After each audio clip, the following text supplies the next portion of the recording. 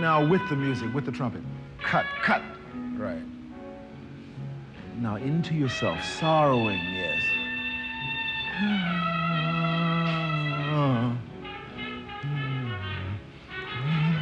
Beat the floor, yes. One of the things that we must be allowed to do as artists is to experiment. We must be allowed to fail.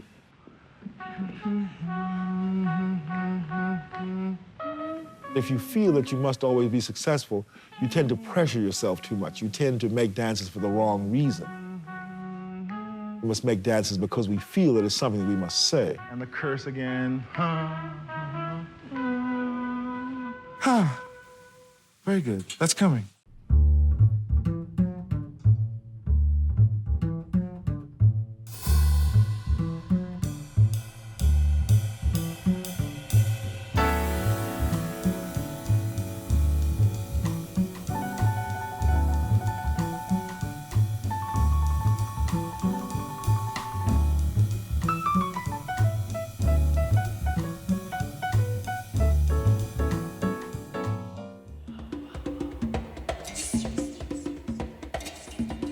And made my first choreographies for the Lester Horton Company.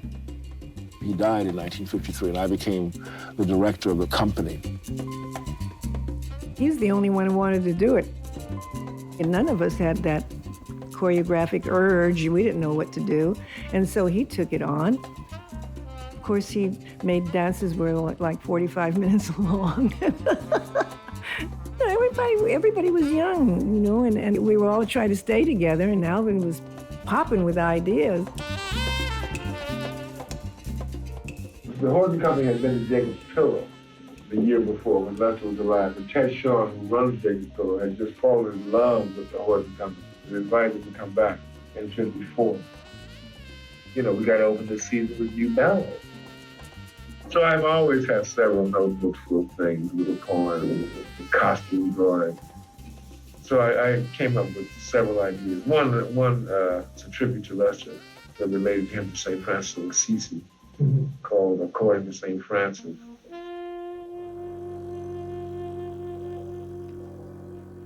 The night before the rehearsals, I'll never forget, I stayed in the studio. I was so excited, and I didn't sleep. I was so worried about how I would start, and, you know, what it would be like. And Jimmy, how can I choreograph on Jimmy?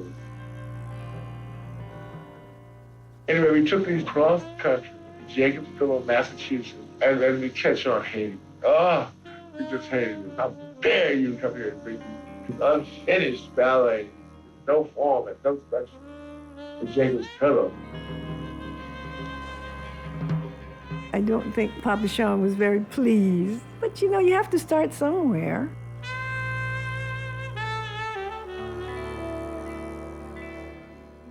Here I was, the choreographer, imitating Lester Horton in Carmen de Lavallade with Lester's beautiful, extraordinary lead dancer. Well, apparently these producers had seen us dancing in New York at the Alvin Theater, and the telephone call to Lester Horton's house, where some of the dancers that I had been living for some time after his death.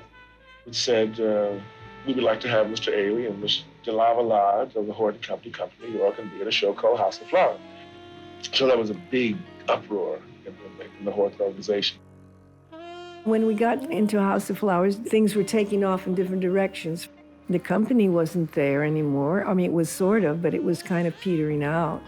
You know, everybody kind of had it. So this is an opportunity to go and study, be a lead dancer in a musical, whatever that meant, and to study with the East Coast Modern. So after 3 or 4 days of deliberation, Carmen and I decided, yeah, we would go, but we would come back to California the minute the show was over. I promised that on a stack of Bible, and I haven't been back yet.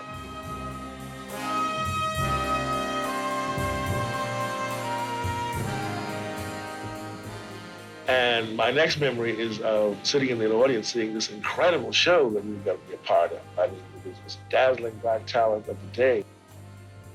I mean, there was Pearl Reynolds, there was Mary Montoya, there was Lou Camacho, there was Arthur Mitchell, there was Lewis Johnson.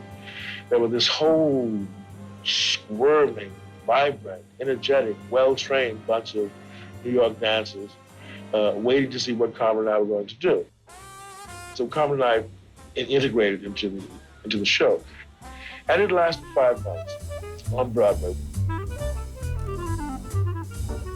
Post House of Flowers, I spent a lot of time on unemployment, and wondering whether I was going to be able to keep myself together. I went through a period of intense hate of the New York dance scene. Thought I should get out of here and go back to California and make my own technique. I had these creative fires bubbling inside about what you do. And I even taught some classes during this period where I tried to integrate the Horton technique with a kind of ballet and a kind of style of my own.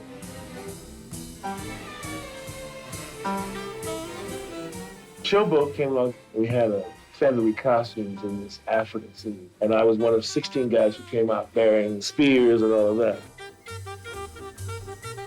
Jamaica was around 58, starring Lena Horne and Ricardo Montalban doing Jack Cole's version of Island Dances, which was very exciting. I think next came a Soroyan play called Talking to You. I played a boxer. I had by now gone to study with Stella Adler, and I was summoned by my agent to meet Mr. Joshua Logan and to read for him for a play called Tiger, Tiger, Burning Bright.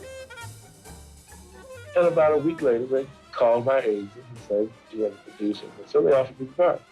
I said, "Great, who's going to be in it?" Here I am with my 2 months of acting training. Oh, it's going to be Diana Sands. Diana Sands is going to be the girl next door. Cecily Tyson's going to be your sister. Al Freeman's going to be your little brother. Claudia McNeil's going to be your mother. After the experience with these wonderful, sensitive people, I thought, Alvin, this is not for you. I felt like I was being untrue to myself. I discovered that the theater was just as serious as dancing. And I thought, well, listen, man, this is a whole other discipline. I can't play around with this. If I'm going to be in the theater, I should really get into it. And I found the two that they really didn't go together, that I should do one or the other, and I chose the dance. And I found myself in 1958 surrounded by a wonderful group of black dancers who had very little to do, who wanted to dance. And I found myself having a lot to say.